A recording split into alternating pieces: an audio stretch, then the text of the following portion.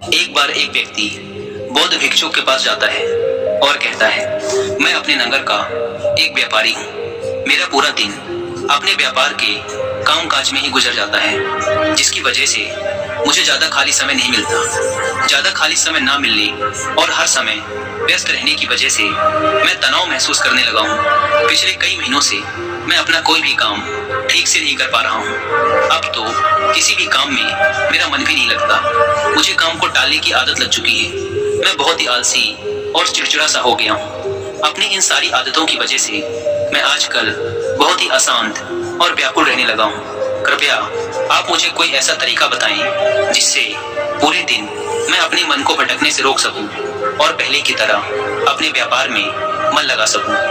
बौद्ध भिक्षु ने व्यक्ति की सारी बातें पूरे ध्यान से सुनी और फिर कहा, तुम्हारी समस्या तुम्हारा काम में व्यस्त रहना नहीं, बल्कि अपने काम को बोझ समझना है। और कोई भी इंसान काम को बोझ केवल तभी समझता है जब वह वर्तमान में चल रहे काम पर ध्यान ना देकर सिर्फ अपने काम के भविष्य के बारे में सोचता रहता है और अपने मन में उसकी योजनाएं बनाता रहता है कि मैं भविष्य में इस काम को ऐसे करूंगा, इसे इतना बड़ा बना दूंगा। और जब इंसान सिर्फ किसी काम के बारे में सोचता रहता है लेकिन उसे पूरा करने के लिए कोई ठोस कदम नहीं उठाता, तो फिर वह उस काम को लेकर तनाव से घिर जाता है और फिर उसे वह काम बोझ लगने लगता है। यह सुन व्यक्ति ने कहा, हाँ महात्मन, आपने तो मेरे मन की बात कह दी। मैं भी पिछले कई महीनों से रोज अपने काम पर ध्यान देने की बजाय अपने व्यापार के भविष्य के बारे में सोचता रहता हूँ कि कहीं भविष्य में मेरा व्यापार कम न हो जाए, कहीं कोई दूसरा व्यापारी मेरे व्यापारिक इलाकों में कब्जा न कर ले। और ऐसी ही कई तरह की नकारात्मक बातें मेरे मन में चलती रहती हैं, जिससे मैं अपने आज के व्यापार पर ध्यान नहीं दे पा रहा हूँ। यह सुन बौद्ध भिक्षु ने कहा, हम अपने विचारों में समस्याओं को जितना बड़ा बना लेते हैं, असल जिंदगी में समस्याएं उतनी बड़ी नहीं होती। तुम्हें केवल अपने आज पर ध्यान देने की जरूरत है, बाकी सब अपने आप ही ठीक हो जाएगा। व्यक्ति ने कहा, महात्मन, मैं यही तो नहीं कर पा रहा। मैं अपने आज के कामों पर ही तो ध्यान नहीं दे पा रहा। मैंने बहुत कोशिश की, लेकिन मैं हर बार भटक जाता हूँ। मैं अतीत में की हुई गलतियों पर पश्चाताप करने लगता हूँ, भविष्य की योजनाएं बनाने लगता हूँ और फिर मेरा मन अशांत हो जाता है। आप मुझे कोई ऐसे तरीके बताएं जिससे मैं आज पर ध्यान केंद्रित कर सकूं, लेकिन मैं लंबे समय तक ध्यान योग इत्यादि नहीं कर सकता और ना ही कोई बड़ी साधना कर सकता। इसीलिए आप मुझे कोई आसान तरीका ही बताएं। बौद्ध भिक्षु ने कहा, ठीक है, आज मैं तुम्हें 10 ऐसे छोटे छोटे तरीके बताने जा रहा हूँ जिन्हें तुम अपने रोज के कामों के साथ भी कर सकते हो। ये तरीके सुनने में तो बहुत छोटे लगते हैं, लेकिन अगर तुमने पूरी दृढ़ता के साथ इनका पालन किया तो सिर्फ कुछ दिनों में ही तुम्हें इनके सकारात्मक परिणाम दिखने शुरू हो जाएंगे और तुम अपने वर्तमान के कामों को ज्यादा ध्यान पूर्वक कर पाओगे। व्यक्ति ने कहा, जी महात्मन, आप मुझे वो 10 तरीके बताएं, मैं जरूर उनका पालन करूंगा। बौद्ध भिक्षु ने कहना शुरू किया, पहला तरीका है ध्यान पूर्वक भोजन करो। ज्यादातर लोग भोजन करते समय भोजन करने पर ध्यान नहीं देते, बल्कि उनका ध्यान तो किसी से बातें करने, किसी पुराने विचार में खोए रहने या फिर कुछ देखने में होता है, जिससे उनका मन भोजन करने के दौरान भी अशांत रहता है। जबकि हमें भोजन की थाली आने के साथ ही उसकी सुगंध, थाली में कौन सा भोजन परोसा गया है, भोजन देखने में कैसा है, इन सब का पूरे ध्यान पूर्वक निरीक्षण करना चाहिए और मन ही मन भोजन बनाने वाले और उस भोजन को उगाने वाले का धन्यवाद प्रकट करना चाहिए। हर एक निवाले के साथ भोजन के स्वाद का आनंद लेना चाहिए, ना कि सिर्फ पहले निवाले का। अगर तुम पूरे प्रेम के साथ ध्यान पूर्वक भोजन को ग्रहण करते हो तो भोजन के खत्म होने तक तुम्हारा मन एकदम शांत हो जाएगा और तुम अंदर से आनंद महसूस करोगे। और यही कारण है कि पुराने भारतीय समाज में मौन रहकर भोजन करने की परंपरा रही है, क्योंकि मौन होकर ध्यान पूर्वक भोजन करना भी ध्यान करने का एक तरीका है। और न केवल भोजन करते समय, बल्कि अगर तुम रोजमर्रा के अन्य कामों को भी, जैसे कि चलना, नहाना, सफाई करना इत्यादि को भी ध्यान पूर्वक करते हो तो तुम पूरे दिन खुशी और आनंद से भरे रहोगे। बौद्ध भिक्षु ने कहा, दूसरा तरीका है अपनी सांसों पर ध्यान दो। सांस प्राकृतिक रूप से चलने वाली एक स्वाभाविक और लयबद्ध प्रक्रिया है। जब हम अपनी आती जाती सांसों पर ध्यान देते हैं तो यह हमें हमारे दिमाग से निकालकर शरीर में ले जाती है। परिणाम स्वरूप हम अपने विचारों की उलझन, भय और चिंताओं से मुक्त हो जाते हैं और यह काम तुम किसी भी समय कर सकते हो। बुद्ध के द्वारा बताई गई विपासना ध्यान विधि में भी अपनी आती जाती सांसों पर ध्यान केंद्रित करने के लिए ही कहा गया है। जब भी तुम तनावग्रस्त हो जाओ या खुद को विचारों में उलझा हुआ पाओ तो तुरंत अपना ध्यान अपनी आती जाती सांसों की तरफ मोड़ दो। कुछ ही पलों बाद तुम महसूस करोगे कि तुम शांत होते जा रहे हो। तुम्हारी सारी उलझने, सारा तनाव गायब हो गया है। और अगर तुम लंबे समय तक अपने सांसों पर ध्यान केंद्रित करने की आदत डाल लेते हो तो तुम खराब से खराब परिस्थितियों में भी खुद को शांत रख पाओगे और अपने वर्तमान के कामों पर ज्यादा लंबे समय तक ध्यान केंद्रित कर पाओगे। सांसों पर ध्यान देना हमें याद दिलाता है कि हम कौन हैं। हमें आभास होता है कि हम वो विचार नहीं हैं जो अभी हमारे अंदर चल रहा है, बल्कि हम तो इससे अलग हैं, इससे ऊपर हैं। दोस्तों, हम केवल अपनी सांसों पर ध्यान देकर बहुत से नए आयामों की खोज कर सकते हैं। हमारे पूर्वजों ने इस पर बहुत काम किया था कि कैसे हम केवल अपनी सांसों पर नियंत्रण रखकर ऐसी ऐसी चीजें कर सकते हैं जो साधारण इंसानी जीवन से परे हैं। हम अपनी सांसों पर ध्यान देकर खुद को ऐसी स्थिति में ला सकते हैं कि जीवन में आने वाला कोई भी उतार चढ़ाव हमें परेशान नहीं कर सकता। और अगर आप सांसों के विज्ञान के बारे में और डिटेल से जानना चाहते हैं तो आप भी कुकू एफएम पर साइंस ऑफ ब्रेथ बुक की हिंदी में बुक समरी सुन सकते हैं। मैंने अभी रिसेंटली ही इस बुक समरी को सुनकर फिनिश किया है। इस बुक समरी में हमारी सांसों से जुड़े विज्ञान पर विस्तार से चर्चा की गई है और साथ ही आप इस बुक समरी में ये भी जान पाएंगे कि कैसे हिमालयन योगी अपने ब्रीथिंग पैटर्न को अपने हिसाब से बैलेंस करके अपने दिमाग और शरीर को मैनिपुलेट कर लेते हैं कि घंटों तक सांस रोकने और दिल की धड़कन बंद हो जाने के बाद भी वो अपने आसपास की चीजों को महसूस कर पाते हैं। मैं तो आपको हाईली रिकमेंड करूंगा कि आप लोग एक बार इस बुक समरी को जरूर सुने। और कुकू एफएम के बारे में तो आप सब जानते हैं कि यह इंडिया का सबसे बड़ा ऑडियो बुक प्लेटफॉर्म है जहां पर आप 10,000 से भी ज्यादा किताबों को हिंदी, इंग्लिश जैसी 7 अलग अलग भाषाओं में सुनकर अपनी नॉलेज बढ़ा सकते हैं। इस प्लेटफॉर्म के पूरे साल भर का सब्सक्रिप्शन पड़ता है 399 रुपीज का, लेकिन अगर आप यूज करते हैं कूपन कोड WI50 तो आप में से पहले 250 लोगों को ये पड़ेगा सिर्फ 199 रुपीज में, वो भी पूरे 1 साल के लिए। ऐप को डाउनलोड करने की लिंक भी आपको डिस्क्रिप्शन एंड फर्स्ट कमेंट पर मिल जाएगी। बौद्ध भिक्षु ने व्यक्ति से कहा, तीसरा तरीका है अपनी इंद्रियों से जुड़ो। हमारी 5 इंद्रियां नाक, त्वचा, जिह्वा, कान और आंखें हमारे शरीर के प्रवेश द्वार हैं, लेकिन जब हम विचारों में खोए रहते हैं तो हम अपने इंद्रियों को अनुभव नहीं कर पाते कि हमारे आसपास क्या चल रहा है, कैसी सुगंध है, कैसी ध्वनियां आ रही हैं, जब तक कि ये सारी चीजें इतनी प्रबल ना हो कि ये हमारा ध्यान अपनी ओर खींच ले।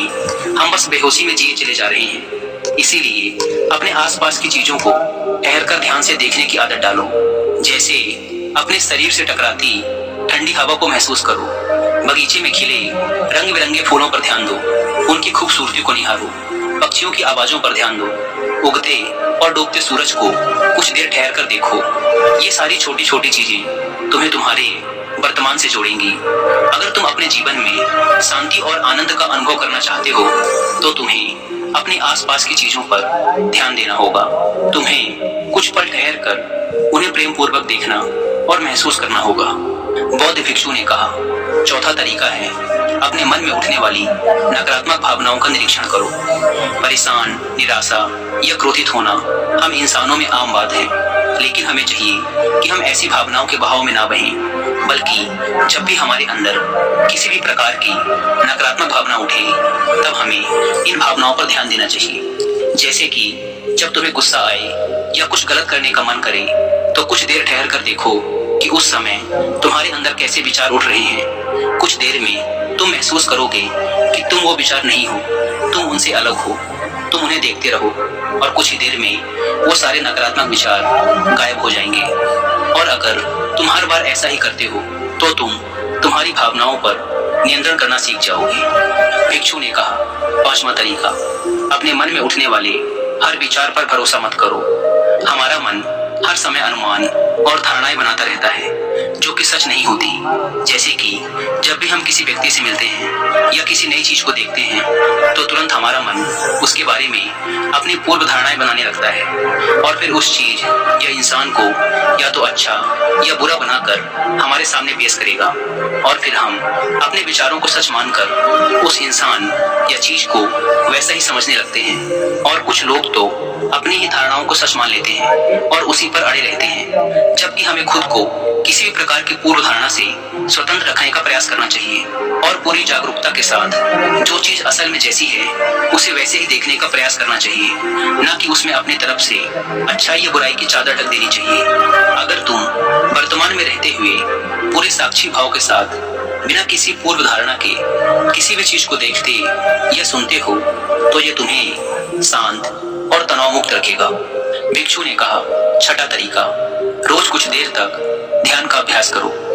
ध्यान करने के लिए घंटों बैठने की जरूरत नहीं है। दिन में 10 मिनट का ध्यान भी जीवन पर सकारात्मक प्रभाव डाल सकता है। रोज ध्यान करने से हमारे जीवन में नई ऊर्जा, उत्साह, शांति और प्रेरणा का आगमन होता है।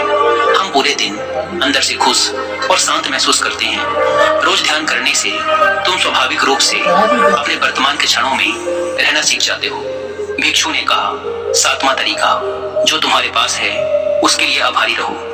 जिंदगी में खुशी लाने का सबसे आसान तरीका है आभार व्यक्त करना।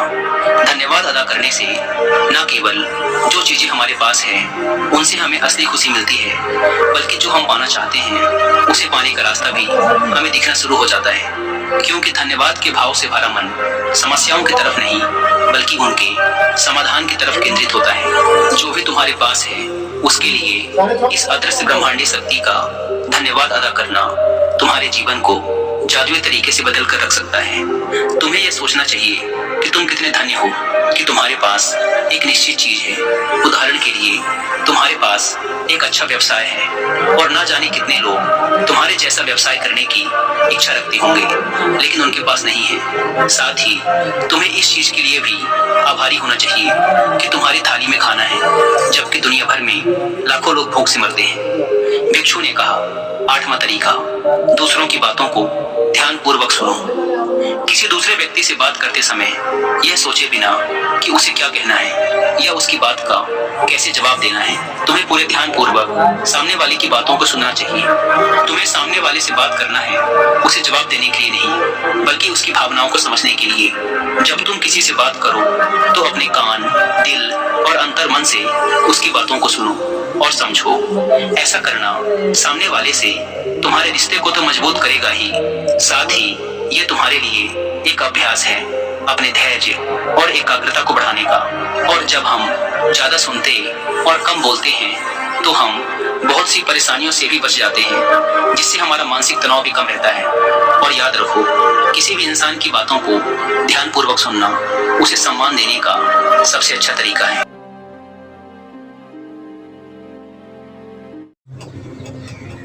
दोस्तों, आज की कहानी बहुत ही ज्ञानवर्धक होने वाली है। आपसे निवेदन है कि वीडियो को अंत तक जरूर देखें।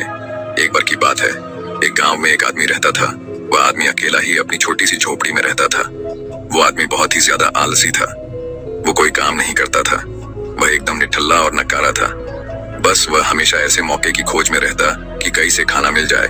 तो एक दिन जब वो आदमी खाने की तलाश में भटक रहा था, तभी उसे एक आम का बगीचा दिखता है। वह कई दिनों से भूखा था, इसीलिए वह खाने की तलाश में बगीचे के अंदर चला जाता है। वह जाकर वह देखता है कि बगीचे में अलग अलग और बहुत सारे पेड़ थे। तो वह एक पेड़ पर चढ़ जाता है। वह जैसे ही फल तोड़ने वाला होता है, लेकिन तभी अचानक वहां पर उस बगीचे का मालिक आ जाता है और उस आदमी को पेड़ पर चढ़ता हुआ देख लेते हैं और वह गुस्सा हो जाते हैं और उस आदमी को चिल्लाते हुए नीचे आने के लिए कहता है। लेकिन यह आदमी बगीचे के मालिक को देखकर डर जाता है और नीचे आने से मना कर देता है। तभी उस बगीचे का मालिक अंदर जाकर एक बड़ा सा डंडा लेकर आता है। यह देखकर वह आदमी तुरंत पेड़ से नीचे उतरता है और मालिक के उसे तक पहुंचने से पहले ही वह जल्दी पेड़ से नीचे उतर जाता है और जंगल की तरफ भागने लगता है और जंगल में जाकर छुप जाता है। कुछ देर के बाद वो आलसी आदमी वहां से निकलता है और जंगल के रास्ते से जब वह गांव की तरफ जा रहा था, तभी उसे एक लोमड़ी दिखती है जिसको सिर्फ 2 ही पैर थे और उसके 2 पैर टूटे हुए थे। वह जंगल में रिंगती हुई चल रही थी। यह देखने के बाद वह सोचता है कि यह लोमड़ी अब तक इस घने जंगल में जिंदा कैसे है। यह लोमड़ी भाग नहीं सकती, चल नहीं सकती, तो कैसे ही अपने लिए खाने का इंतजाम करती होगी, और कैसे यह लोमड़ी अपने आप को इस घने जंगल में दूसरे जानवरों से बचती होगी। यह बात वह आदमी सोच ही रहा था कि तभी अचानक झाड़ियों के पीछे से किसी के आने की आवाज आती हुई सुनाई दी। तभी वहां पर एक शेर आ जाता है, जिसके मुंह में मांस का एक टुकड़ा था, और वह शेर उस अपाहिज लोमड़ी की तरफ बढ़ रहा था। शेर को देखकर दूसरे सारे जानवर वहां से भाग जाते हैं, और अब वहां पर सिर्फ लोमड़ी रह जाती है। और वहां से आदमी अपनी जान बचाने के लिए एक पेड़ पर चढ़ जाता है, और फिर जो होता है उसे देखकर वह आदमी हैरान हो जाता है। उसे लोमड़ी के सामने छोड़ देता है और शेर वहां से चला जाता है। यह नजारा देखने के बाद वह आदमी हैरान हो जाता है, और ऊपर वाले की योजना देखकर वह मन ही मन खुश भी हो जाता है। और तभी वह सोचता है कि ईश्वर के पास सबके लिए कोई ना कोई योजना होती ही है, और अगर ईश्वर के पास इस लोमड़ी के लिए योजना है तो जरूर मेरे लिए भी उसके पास कोई ना कोई योजना जरूर होगी। और वह आदमी वहां से थोड़े दूर आगे चला जाता है। तभी वह आलसी आदमी रोड के साइड में एक बड़ा सा पेड़ देखकर उसके नीचे बैठ जाता है, ये सोचकर कि मेरे लिए भी कोई ना कोई खाना लेकर जरूर आएगा। वो आदमी 2 दिन तक उसे जगह पर बैठकर इंतजार करता है, लेकिन कोई भी उसके लिए खाना लेकर नहीं आता। आखिरकार जब उसे भूख बर्दाश्त नहीं होती है तो वह खुद ही खाने की तलाश में निकाल पड़ता है। वह रास्ते से जा ही रहा था कि तभी उसे रास्ते में एक बुजुर्ग आदमी मिलता है। वह आलसी आदमी उनसे कहता है कि मुझे भूख लगी है, आपके पास कुछ खाने के लिए होगा तो मुझे दे दो। तभी वो बुजुर्ग आदमी उससे कुछ खाना और पानी दे देता है।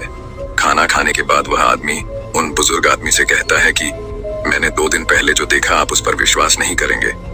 ईश्वर के पास मेरे लिए भी कोई ना कोई योजना जरूर होगी, लेकिन ईश्वर उस लोमड़ी पर अपनी दया दिखाई और मुझ पर नहीं, मेरे लिए कोई भी खाना लेकर नहीं आया। तभी उन बुजुर्ग आदमी ने मुस्कुराते हुए कहा, यह सच है कि ईश्वर के पास सभी के लिए कोई न कोई योजना तो जरूर होती है, और तुम्हारे लिए भी है, लेकिन तुमने उसे गलत तरीके से समझ लिया। वह तुम्हें लोमड़ी नहीं बल्कि वो तुम्हें उस शेर की तरह बनाना चाहता था। दोस्तों, इस कहानी से हमें यह सीख मिलती है कि अगर हमारे जीवन को ध्यान से देखें तो हमें यह पता चलेगा कि जिंदगी सबक से भरी पड़ी है, और हर एक पल का एक दीप मतलब होता है। और सोचा कि वह लोमड़ी सिर्फ बैठी हुई है, और वह सिर्फ इंतजार कर रही है कि कब उसके साथ अच्छी चीज होगी। लेकिन वह आदमी यह भूल गया था कि वह लोमड़ी मजबूर थी, लेकिन हम उस लोमड़ी की तरह मजबूर और लाचारी नहीं। ऊपर वाले ने क्षमता दी है अपना काम करने की, बिल्कुल उस शेर की तरह। हमारे पास भी खुद की ताकत और क्षमता है हमारी हालत को बदलने की, लेकिन उसके लिए आपको प्रयास करने पड़ेंगे, तभी आप उस शेर की तरह बन पाएंगे। एक बार की बात है, एक राज्य में एक राजा था। उसका एक वफादार मंत्री था। राजा का मंत्री बहुत बुद्धिमान था। वह अक्सर कहा करता था कि जो भी होता है अच्छे के लिए होता है। एक बार राजा अपने सिंहासन पर बैठा था, मंत्री भी उसके बगल में ही बैठा था। अचानक मंत्री की तलवार राजा के पैर पर गिर गई और उसके पैर की एक उंगली कट गई। तभी मंत्री ने कहा, महाराज, जो भी होता है अच्छे के लिए होता है। राजा यह सुनकर बहुत गुस्सा हुआ। उसने मंत्री से पूछा कि मेरी उंगली कट गई और तुम कह रहे हो कि यह अच्छे के लिए हुआ है, इसमें अच्छा क्या है? राजा गुस्सा हो गया और मंत्री को जेल में कैद करने का आदेश दे दिया। मंत्री को इस बात का कोई दुख नहीं हुआ, और वह जेल जाते समय उसने राजा से फिर से कहा, जो भी होता है अच्छे के लिए होता है। राजा यह सुनकर हैरान हो गया। उसने सोचा कि यह कितना अजीब व्यक्ति है। वह जेल जा रहा है और कह रहा है कि जो भी होता है अच्छे के लिए होता है। इस घटना को अब 3 महीने बीत गए थे।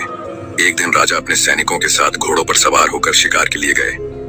वे सभी एक घने जंगल के अंदर चले गए। राजा एक हिरण का पीछा करते हुए घने जंगल में और आगे निकल गया और अपने सैनिकों से अलग हो गया। हालांकि वह हिरण को पकड़ नहीं सका, लेकिन वह अपना रास्ता खो चुका था और घने जंगल में खो गया।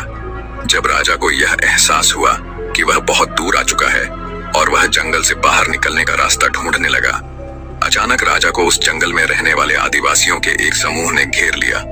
उन आदिवासियों का कबीला ना तो राजा के राज्य में था और ना ही वे राजा को पहचानते थे, इसलिए उन्होंने राजा को पकड़ लिया और अपने कबीले में ले गए। वे आदिवासी एक ऐसे इंसान की तलाश में थे जिसे वह मारकर अपने देवता को खुश करने के लिए बलि दे सके। राजा उनसे उसे छोड़ देने की विनती कर रहा था, लेकिन उन आदिवासियों को राजा की भाषा समझ में नहीं आई उन्होंने खुशी में ढोल बजाना शुरू कर दिया। उन्होंने राजा को अपने कबीले में ले आए, उसे नए कपड़े पहनाए, उसके गले में फूलों की माला डाली गई और उसे बलि के लिए तैयार किया। ठीक उसी समय जब वह राजा को मारने वाले थे, कबीले के मुखिया ने देखा कि राजा के पैर की एक उंगली कटी हुई है। यह देखकर उसने सभी ढोल बजाने वालों को आदेश दिया और राजा की बलि देने से रोक दिया और कहा, इस मनुष्य की बलि नहीं दी जा सकती क्योंकि यह अधूरा है, और यदि अधूरे मनुष्य की बलि दी जाती है तो देवता खुश होने की जगह गुस्सा हो जाएंगे। इसलिए उन्होंने राजा को छोड़ने का निर्णय ले लिया। राजा खुशी खुशी जंगल से अपने महल में लौट आया। वापस आकर उसने सोचा कि यदि मेरे पैर की एक अंगुली कटी नहीं होती तो वे आदिवासी आज मुझे मार देते। इसका मतलब मंत्री सही था, जो भी हुआ अच्छे के लिए हुआ। राजा ने सिपाहियों को तुरंत आदेश दिया कि मंत्री को जेल से बाहर निकालो।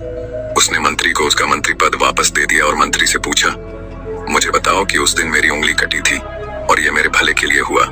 मैं यह समझ गया हूँ, लेकिन आप 3 महीने जेल में रहे और आपको इतना कष्ट सहना पड़ा।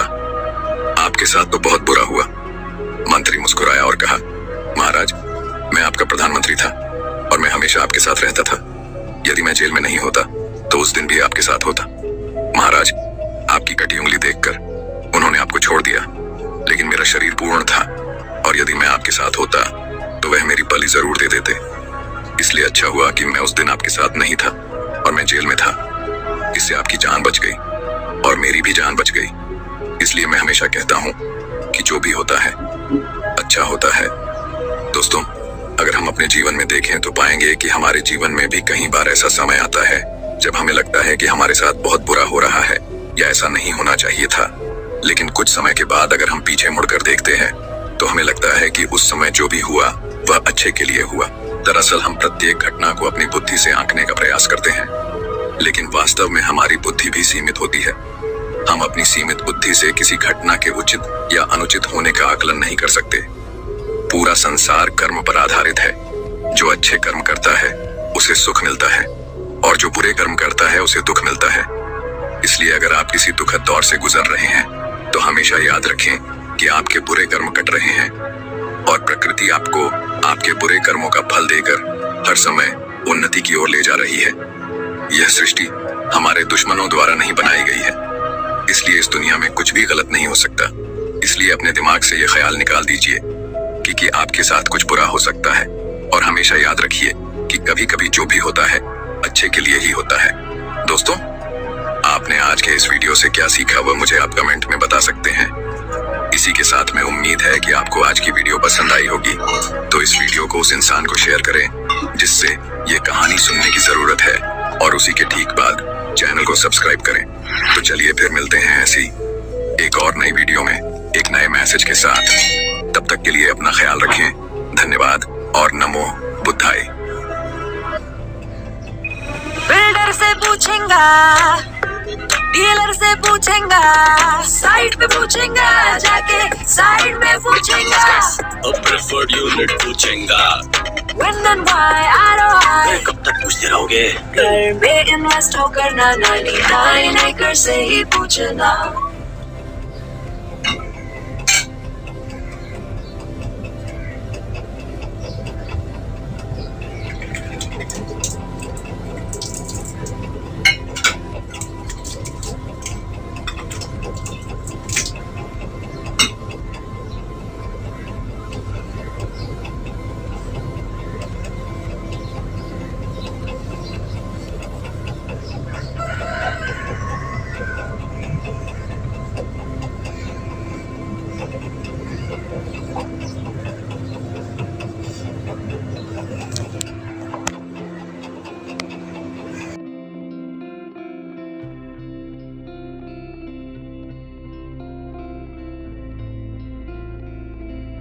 मियामोटो मुसाशी दुनिया के उन सबसे महानतम तलवारबाजों में से एक थे जो इस धरती पर कभी चले होंगे।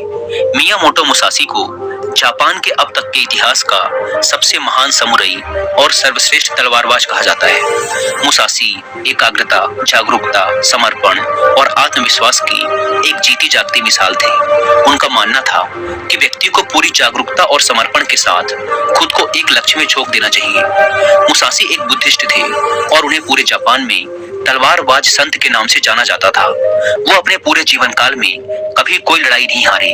उन्होंने आज से 400 साल पहले पूरे जापान में घूम घूम कर उस समय के सबसे ताकतवर, खुखार और निपुण योद्धाओं के साथ कुल 61 द्वंद्व युद्ध लड़े और हर द्वंद्व में सामने वाले प्रतिद्वंदी को धूल चटाई। वो जीवन पर्यंत अपराजित रहे और पूरे देश की यात्राएं करते रहे। मुसाशी अपनी शिक्षाओं में एकाग्रचित होकर अभ्यास करने पर जोर देते हैं। वो कहते हैं कि हमारे बाहर ऐसा कुछ भी नहीं है जो हमें बेहतर, ताकतवर, अमीर और बुद्धिमान बना सकता है। सब कुछ हमारे भीतर है, इसीलिए कुछ भी अपने से बाहर मत ढूंढो। 17वीं शताब्दी में जापान के सबसे ताकतवर और प्रसिद्ध समुराई होने के बाद भी उन्होंने अचानक से हिंसा का त्याग कर दिया और दुनिया के शोर शराबे से दूर जंगल की एक गुफा में रहने लगी, जहां उन्होंने कई महीनों तक गहरे ध्यान का अभ्यास किया। अपनी मृत्यु के सिर्फ 7 दिन पहले उन्होंने अपने चहेते शिष्य के लिए एक किताब लिखी और उसे नाम दिया डोकोडो, जिसका मतलब है आर्ट ऑफ वॉकिंग अलोन, यानी अकेले चलने की कला। उन्होंने अपने पूरे जीवन में जो कुछ भी सीखा या अनुभव किया उसे इस किताब के अंदर 21 नियमों में बदल दिया, जिसमें से 9 महत्वपूर्ण नियमों के बारे में आज हम इस वीडियो में बात करेंगे। लेकिन उससे पहले हम ये जानने का प्रयास करते हैं कि उस महान इंसान ने किस सोच के साथ इस किताब को लिखा होगा। आखिर किन पिलरों पर यह किताब खड़ी है? तो पहला पिलर है आत्मानुशासन। मुसाशी का मानना था कि आत्मानुशासन एक खुशहाल जीवन जीने के लिए सबसे जरूरी चीज है। बिना आत्मनियंत्रण के व्यक्ति अपनी भावनाओं और लालसाओं का गुलाम बन जाता है और फिर इसके वश में आकर गलत निर्णय लेता है और गलत रास्ते पर चल पड़ता है। जीवन में अनुशासन लाकर हम अपने लक्ष्य के प्रति एकाग्रचित रह सकते हैं और ऐसे निर्णय ले सकते हैं जो हमारे सिद्धांतों और जीवन मूल्यों से मेल खाते हैं। दूसरा पिलर है माइंडफुलनेस, यानी जागरूकता। मुसाशी मानते थे कि वर्तमान में जीना और जागरूक होकर जीना जीवन जीने का सही तरीका है। जब हम वर्तमान में रहते हैं तो अपने चारों ओर की सुंदरता और अच्छाइयों को देख पाते हैं, उन्हें महसूस कर पाते हैं और छोटी छोटी चीजों में खुश रहने लगते हैं। तीसरा और आखिरी पिलर है डिटैचमेंट, यानी अनासक्ति। मुसाशी का मानना था कि बाहरी चीजों और घटनाओं से खुद को जोड़ लेना दुख का कारण है।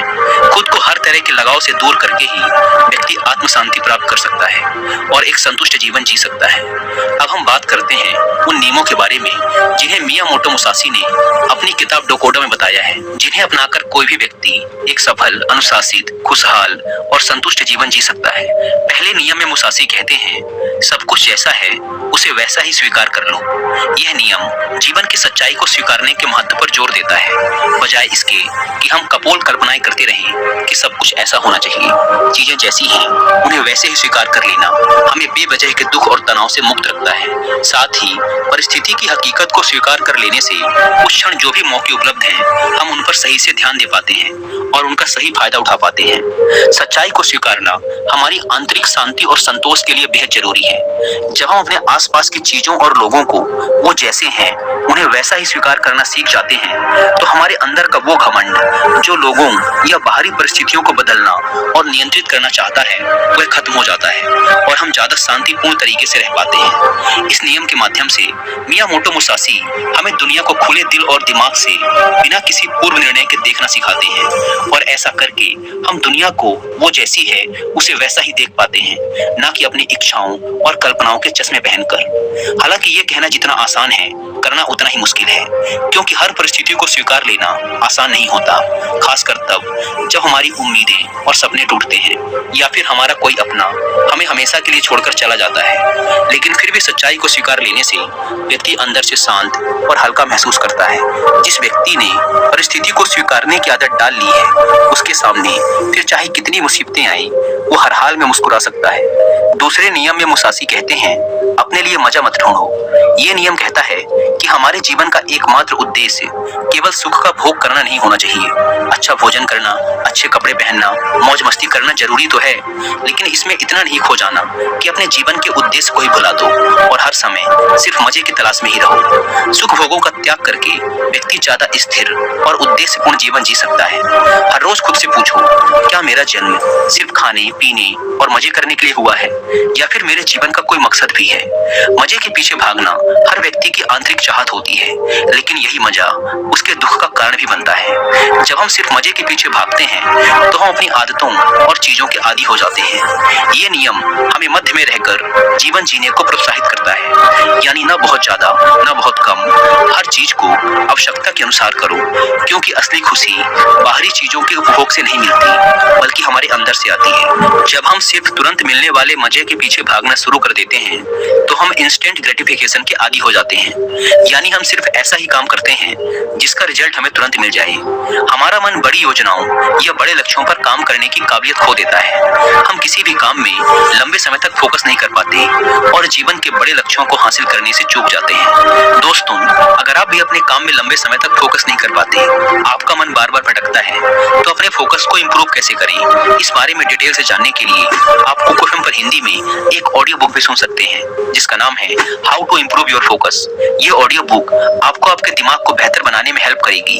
आप न सिर्फ ये जानेंगे कि हमारा दिमाग क्या क्या कर सकता है, बल्कि ये भी जानेंगे कि हम अपने दिमाग के साथ क्या क्या कर सकते हैं। और जिन्हें कुकू एफएम के बारे में नहीं पता, ये इंडिया का लीडिंग ऑडियो शो प्लेटफॉर्म है, जहाँ पर 15 lakh plus active Hindi paid subscribers हैं और हर महीने 4200 घंटों से ज्यादा का न्यू कंटेंट अपलोड कर दिया जाता है। कुकू एफएम पर आपकी और मेरी तरह लाखों लोग हर दिन 1.5 लाख घंटे से भी ज्यादा का कंटेंट कंज्यूम करते हैं। In short, Kuku FM is 10 time more valuable than before. और अगर अभी तक आपने इसके ह्यूज डिस्काउंट का फायदा नहीं उठाया है तो अभी देर नहीं हुई, क्योंकि अगर आप यूज करते हैं कूपन कोड WI50 तो आपको इसके फर्स्ट मंथ के सब्सक्रिप्शन पर मिलेगा सीधा 50% का डिस्काउंट, यानी ये आपको पड़ेगा 99 की बजाय सिर्फ 49 रुपीज का। इस ऐप को डाउनलोड करने की link description and first comment पर मिल जाएगी। आइए वीडियो में वापस लौटते हैं। तीसरा नियम, जो हो गया उसका पश्चाताप मत करो। ये नियम हमें याद दिलाता है कि हम अपने अतीत को बदल नहीं सकते और अतीत में हुई गलतियां या बुरी घटनाओं को याद करके हम केवल दुखी ही हो सकते हैं। तो बीते हुए कल के बारे में पश्चाताप करने से अच्छा है कि हम अपने अतीत में हुई गलतियों से सीखें और ज्यादा समझदारी व बुद्धिमानी के साथ आगे बढ़ जाएं। पश्चाताप वो बीमारी है जो हमें अतीत में ही फंसाए रखती है और आगे नहीं बढ़ने देती। इस नियम में मुसासी हमें अतीत में हुई गलतियों को स्वीकारने और खुद को व दूसरों को माफ करने के लिए प्रोत्साहित करते हैं। हमें ये स्वीकार करना चाहिए कि आज हम जहाँ पर भी हैं, अतीत में घटी घटनाओं और लिए गए निर्णयों की बदौलत ही हैं। ऐसा करके हम स्वयं को अतीत के भार से मुक्त करके मौका देते हैं वर्तमान से जुड़ने का। निश्चित रूप से इस नियम में मुसासी हमें अतीत को भूलने के लिए नहीं कह रहे, बल्कि जिसे बदला नहीं जा सकता उसे स्वीकार करके, उससे सीख के ज्यादा स्पष्टता और बड़े उद्देश्य के साथ आगे बढ़ने के लिए कह रहे हैं। चौथा नियम, अपनी अधूरी भावनाओं पर निर्भर मत करो। ये नियम हमें अपनी अधूरी भावनाओं के वशीभूत होकर निर्णय लेने से रोकता है, जैसे गुस्सा, अति उत्साह, जलन इत्यादि। हम अक्सर अपनी अधूरी भावनाओं के आधार पर निर्णय ले लेते हैं, जो आगे चलकर हमारा बहुत ज्यादा नुकसान करते हैं। मुसासी कहते हैं कि व्यक्ति को खुद की गहरी समझ और परिस्थिति के अनुसार ही निर्णय लेना चाहिए। ऐसा करके हम खुद को अधूरी जानकारी के साथ जल्दबाजी भरे निर्णय लेने से बचा सकते हैं, जिसके लिए बाद में हमें पछताना पड़ेगा। ये नियम हमें अपनी अधूरी भावनाओं और उत्तेजनाओं के साथ दूरी पैदा करने के लिए कहता है और इसके बजाय स्थिर बुद्धि और शांत मन के साथ निर्णय लेने के लिए कहता है। अधूरी भावनाओं के वश में आकर निर्णय लेने के बजाय शांत चित्त होकर निर्णय लेने वाला व्यक्ति खराब से खराब परिस्थिति आने पर भी बड़ी आसानी से उसका सामना करके बाहर निकल सकता है। पांचवा नियम, खुद के बारे में हल्का और दुनिया के बारे में गहराई से सोचो। ये नियम हमें विनम्र रहना सिखाता है। इस नियम में मुसासी कहते हैं, व्यक्ति को हर समय सिर्फ खुद के महत्व और सिर्फ खुद के बारे में ही नहीं सोचते रहना चाहिए। यानी व्यक्ति को अपने घमंड को ज्यादा महत्व नहीं देना चाहिए, बल्कि खुले दिमाग के साथ इस दुनिया को देखना और उसके बारे में गहराई से सोचना चाहिए। इस दुनिया में कितना कुछ है जो देखने लायक है, विचार करने लायक है, लेकिन ज्यादातर लोग सिर्फ खुद तक ही सिमट कर रह जाते हैं। हमें अपने अहम को कम करके लोगों को दया भावना के साथ देखना और उनके साथ पेश आना चाहिए। हमें लोगों से और इस दुनिया से जुड़ने का प्रयास करना चाहिए। हमें प्रकृति की सुंदरता को निहारना और उसे महसूस करना चाहिए। खुद के बारे में कम और इस दुनिया के बारे में ज्यादा उत्सुकता के साथ सोचना चाहिए। इस नियम में मुसासी खुद को कम समझने या खुद की जरूरतों को नजरअंदाज करने के लिए नहीं कह रही, बल्कि वो सिर्फ खुद में ही ना खोए रहने और इस दुनिया के साथ एक मजबूत संबंध बनाने के लिए प्रोत्साहित कर रही है। छठा नियम, अपनी इच्छाओं से दूरी बनाकर रखो। इस नियम में मुसासी डिटैचमेंट यानी आसक्ति की बात कर रहे हैं। वो भौतिक संपत्ति, शक्ति और सुंदरता से खुद को आसक्त रखने की बात कर रहे हैं। लेकिन इसका मतलब ये नहीं कि हमें ये सब छोड़ देना चाहिए, पैसा नहीं कमाना चाहिए, शक्ति अर्जित नहीं करनी चाहिए, बल्कि मुसासी कहना चाह रहे हैं कि हमें इन सब चीजों के साथ रहकर भी उनसे आसक्त रहना है, यानी उनका उपयोग तो करना है लेकिन उनसे लगाव पैदा नहीं करना, अपने अस्तित्व को उनके साथ नहीं जोड़ना। अगर वो चीज कल तुम्हें छोड़कर जाती है तो तुम्हें उसका दुख नहीं होना चाहिए, यानी भौतिक पदार्थों के साथ रहकर भी अंदर से उनके साथ दूरी बनाए रखनी है। 7वां नियम, कभी ईर्ष्या मत करो।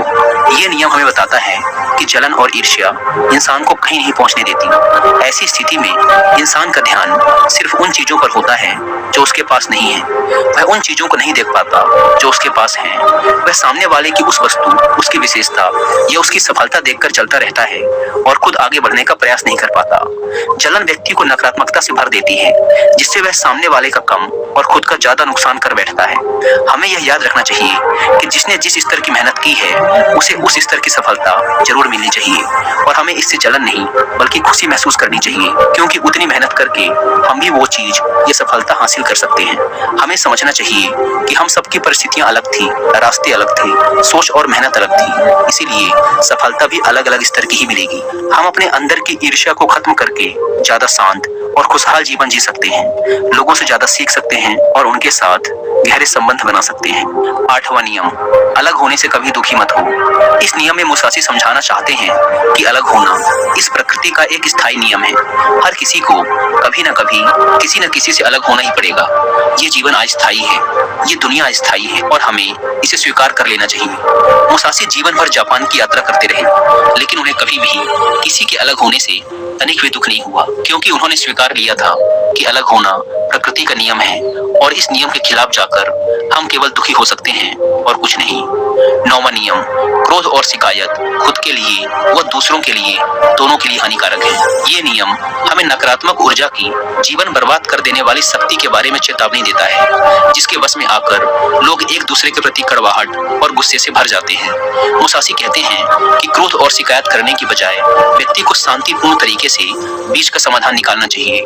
मुसासी ने जीवन भर तलवारबाजी की, बड़े से बड़े खुखार योद्धाओं को हराया, लेकिन उन्होंने कभी भी क्रोध या शिकायत नहीं की। वो हर लड़ाई के दौरान खुद के दिमाग को बर्फ की तरह ठंडा रखते थे और कभी भी अपनी योजना को दोहराया नहीं। हर बार एक नई योजना के साथ युद्ध लड़ते थे, इसीलिए शायद वो कभी नहीं हारे, क्योंकि मुसासी के काम में अगर 1 सेकंड के लिए भी मन विचलित होता है तो उनका सिर धड़ से अलग हो सकता था। इसीलिए मुसासी सिखाते हैं कि परिस्थिति चाहे जैसी भी हो, खुद को शांत रखो और शिकायत करना छोड़ दो। दोस्तों, उम्मीद है कि आपको मियामोटो मुसासी की किताब डोकोडो के ये 9 नियम पसंद आए होंगे और आपने भी इनसे काफी कुछ सीखा होगा। और वीडियो खत्म करने से पहले एक बार फिर याद दिला दूं कि कुकू एफएम पर how to improve your focus book की हिंदी ऑडियो बुक को सुनना ना भूलें और मंथली सब्सक्रिप्शन पर 50% डिस्काउंट के लिए आप WI50 कूपन कोड का इस्तेमाल भी कर सकते हैं। धन्यवाद।